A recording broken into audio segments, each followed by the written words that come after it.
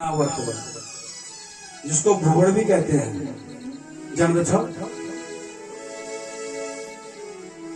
बरसात से पहले ग्रीष्म ऋतु रहना जब वो का हवा चल और गोल हवा चल धूल मिट्टी पत्ता घूम के निकलते हैं कि नहीं निकलते? उसको कहते हैं तृणावर्त। अगर उसकी शक्ति ज्यादा उसमें बन गई ना, तो अगर उसके बीच में मकान भी आ जाए या पेड़ भी आ जाए उसको उखाड़ के ले जाता है। इतनी शक्ति उस तृणावर्त में। वो प्रतीक है तृणावर्त राक्षस का। अब इसलिए महाराज तृणावर्त भेज दिया और तृणावर्त वो भूत चक्कर बना के आया और पालना में सो रहे थे कौन? कान्हा। और कान्हा को उड़ा के ले गया ऊपर। जैसे ही ऊपर ले गए सामने देखा कि कान्हा को उड़ा के तो वहां क्या हो गया? त्राही त्राही, अरे यशोदा मैया, अरे यशोदा मैया। एक भूवड़ जो आया और ये लेके उड़ा के चला गया। किसको? गोविंद को। लेकिन गोविंद ने इस तृणावर्त का भी उद्धार कर दिया महाराज और सुरक्षित फिर पालने पे आ गए।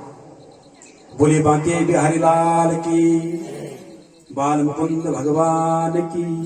ये बाल लीलाएं बड़ी सुंदर लीलाएं हैं महाराज। अब तृणावर्त उद्धार हुआ। अब एक दिन क्या कर रहे थे भगवान?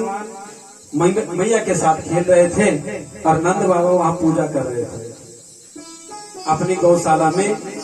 भगवान शालिग्राम की पूजा करते हैं। प्रातःकालीन होती है ना पूजा, यहाँ पे मेरे गुरुदेव करवाते हैं पूजा। तो शालिग्राम की पूजा होती है। ये हर घर में होनी चाहिए भगवान, हर घर में। ये साक्षात कौन है? गोविंद है, साक्षात परमेश्वर है। स्नान कराइए, कुछ भोग लगाइए, हर घर में होनी चाहिए।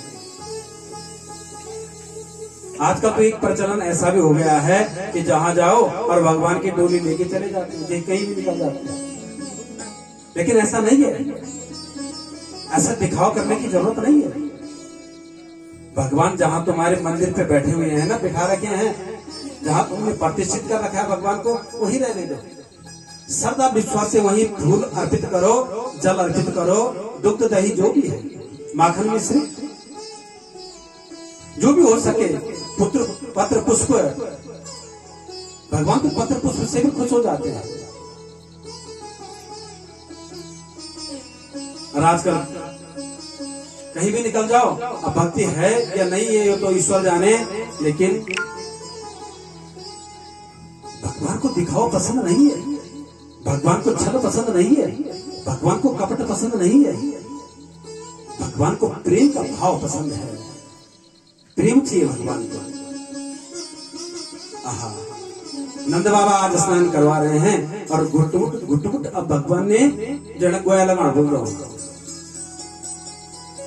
चारों दोनों हाथों और दोनों पांव से घुट करके और कहा जहां पूजा कर रहे हैं, नंद बाबा कहते रहे अंदर मत आइए, मैं यहाँ भगवान की पूजा कर रहा हूँ। छोटी सी बात दृश्य करो ना कि राजन आंखें बंद करके तो देखो, आप लोग भी आंखें बंद करके तो देखो ये भगवान कैसे चल रहे हैं। और जब गए ना तो देहरी पे बैठ गए, बाबा ने मना कर दियो, रुक जा, रुक गए। देख रहे हैं बड़ी गौर से। बच्चे जो होते हैं ना बहुत गौर से देखते हैं किसी भी चीज को। अगर कर्म कर रहे हो तो जो बच्चे होते हैं बिल्कुल अच्छी तरीके से देखते हैं, समझते हैं। इसलिए जब भी हमारे घर में बच्चे रहते हैं तो बच्चों के सामने चिल्लाना नहीं चाहिए, वो संस्कार उनको जाएंगे। बच्चों के सामने अपने आपस में झगड़ा नहीं करना चाहिए, बच्चों के सामने अपने घर में किसी की ईर्ष्या नहीं करनी चाहिए। ध्यान से सुनना, कथाएं तो लगातार सुनते रहते हो, ये गुड़ बातें हैं। किसी की ईर्ष्या नहीं करनी चाहिए, किसी को बुरे शब्द नहीं बोलने चाहिए, वो बच्चा सब ग्रहण करता है।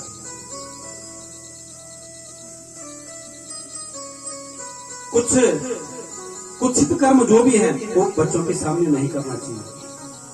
देख रहे हैं आज शालिग्राम का स्नान करते हुए, और जैसे नंद बाबा माला जपने बैठे, सालिग्राम जी का स्नान करके आसन पे रखे और मेरे जो एक गोविंद है ना ये अंदर प्रवेश हो गए, क्योंकि नंद बाबा ने तो आंखें बंद कर दी जाप करते समय, और भगवान ने सालिग्राम जी को पकड़ा और अपने मुंह में डाल दिया और पपोड़ने लगे कभी इधर कभी इधर।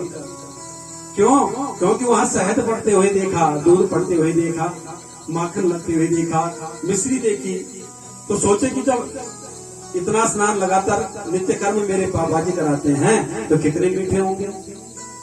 आहा, क्या चंचलता है भगवान में। बपोरने लगे, जैसे नंद बाबा की माला पूरी हुई, देखा तो आसन खाली। गोविंद ने मुंह बंद कर दिया। जब मुंह बंद हो गया, अगर मुंह के अंदर कुछ चीज है तो क्या होगा? गाले फूल जाएंगे। चुपचाप ऐसे बैठ गए। नंद बाबा कहता है, अभी तो मैंने स्नान कर रही हूं। अरे कान्हा, मेरे भगवान थे यहाँ पे, कहाँ गए? देखा मुंडी ला रहे, बोले तो कैसे? इधर उधर देखा, फूल उठाए, माला उठाई, तौलिया उठाए, जितने भी वहां पे वस्त्र इत्यादि थे, कहीं देखे। समझ गए, जोर से घूंचा मारा पीठ पे भगवान कृष्ण के और भपक से बाहर निकल गए सालिग्राम। बोले बांके बिहारी लाल की, बाल मुकुंद भगवान की। ये तो बाल लीलाओं का आनंद लीजिए आप। और महाराज जैसे ही बाहर निकले और नंद बाबा ने भगवान को पकड़ा, किसको? सालिग्राम को। और भगवान सोच रहे, देखो मैं साथ खड़ा हूं, बैठा हूं, और ये मेरे विग्रह को लगा रहे हैं अपने गले। क्यों? ये भाव है। और सुंदर से साफ करके, हे प्रभु कुछ क्षमा करना, ये छोटा सा बालक है ना, ये कुछ नहीं जानता, इसने जूठन कर दिया आपको। तुरंत गंगा जल से स्नान करा के फिर और दोबारा नहला के भोग इत्यादि लगा के फिर कर दिया पुष्पों के ऊपर विराजित। हे यशोदा, ये तेरा जो छोरा है ना, कि बिगड़ते जाओगे। एक वर्ष अभी हुआ नहीं और देखो तो इसकी शरारत। माँ कहती है, देखो ना क्या कर दिया। अरे क्या कर दिया मेरे भगवान? मुंह में ले लिया, सुबह से स्नान करवाया, चंदन लगाया, भोग लगाया और जूठन कर दिया उसने। माँ यशोदा कहती, बालक है ना छोटा, समझ जाएगा।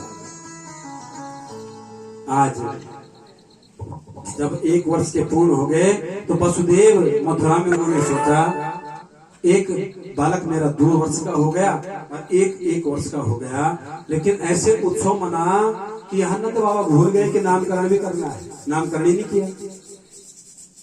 आहा, आज मथुरा में वसुदेव कहते हैं कि हे गर्गाचार्य। गर्गाचार्य कौन है? वसुदेव के कुलगुरु। कि कहीं तुम जाके तो याद दिलाओ ना, या तो तुम उनका नामकरण करके आओ। नंद बाबा तो करेंगे नहीं, क्योंकि वहां तो उत्सव चल रहा है।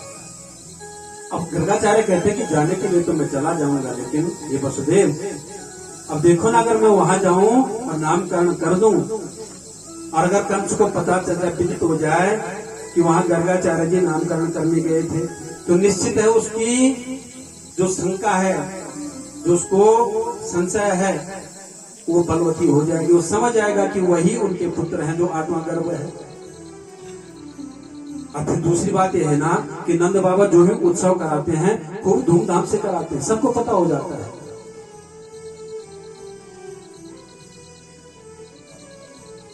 यदु नाम महाचार्य ख्याता च भुवि सर्वता, सुतम माया संस्कृतम ते मन्यते देवकी सुतम।